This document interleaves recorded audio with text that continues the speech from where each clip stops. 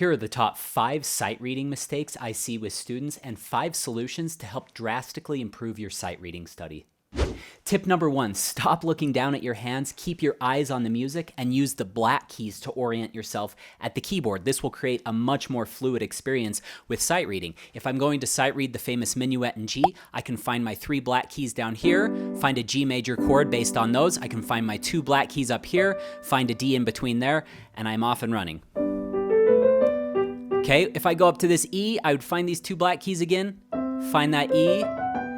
So you can use this anytime there are small or large leaps in your music or changes of register on the keyboard. Tip number 2, read intervals, not note names. In other words, I'm reading the distances between the keys, such as a second, a third, a fourth, or a fifth, rather than the note names themselves, D, E, F sharp, G, A. If I'm reading the prelude from Well-Tempered Clavier Book 1 by J.S. Bach, it's much easier to read strings of seconds, okay, and then I go down a sixth, back up a sixth, down a second, up a fifth, down a fifth. You'll start to notice patterns which will save you a lot of time and help the fluidity of your sight reading greatly increase. Tip number 3, always be reading at least 1 note ahead in your sight reading.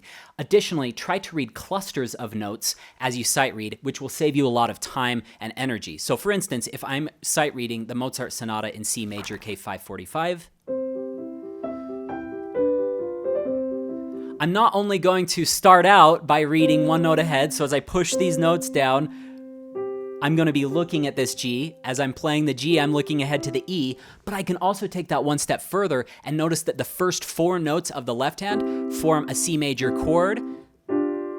The next measure forms a G7 chord, and then back to C major. Tip number 4, have consistent eye movement either downward or upward as you sight read. For instance, in the Prelude in A major, Opus 28, number 7 by Frédéric Chopin, I want to have consistent downward movement. I prefer downward, you can use upward or downward.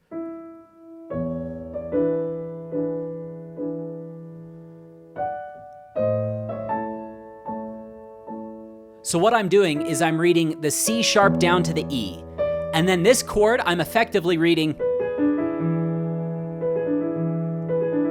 That's the movement my eye makes as I'm reading chordal structures, and it really helps to give you confidence so your eyes aren't darting around all over within each individual chord. The 5th and final tip is to give yourself 5 times of sight reading something. This helps to build confidence. A lot of people are purists and they say, after the first time you've read something, you're not truly sight reading. But I've noticed, both in my own practice and with my students, sight reading the same thing 5 times in a row, whether it be 2 measures at a time, 1 line, or several lines, back to back, helps to gain confidence with your sight reading skills. I hope you've enjoyed today's tips and that they help you become a more efficient and effective sight reader. If you've enjoyed today's mini lesson, I'd like to invite you to attend a free webinar training containing 10 additional tips to help take your practice efficiency to a higher level. Just click the link in the description below to save your spot, and I'll see you there.